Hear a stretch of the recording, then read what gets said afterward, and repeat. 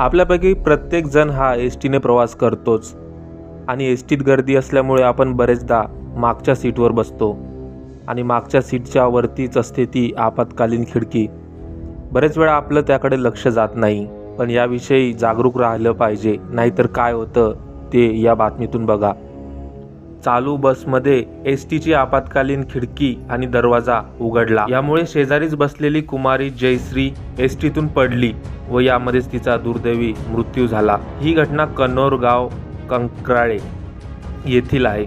सदर विद्यार्थिनी ही इयत्ता 10वीला शिकत होती. तर ही बातमी बघून नेमका दोष कुणाचा आहे, जयश्रीचा की एस टी महामंडळाचा? हा प्रश्न अजूनही अनोत्तरितच आहे.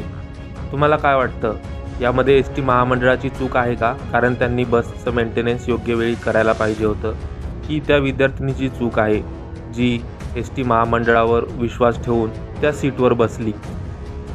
तुमचे मत कमेंटमध्ये नक्की सांगा व अशाच प्रकारच्या नवनवीन बातम्या पाहण्यासाठी आपल्या चॅनलला नक्की सबस्क्राईब करा व हा व्हिडिओ जास्तीत जास्त शेअर करा, म्हणजे लोक यापुढे काळजी घेतील.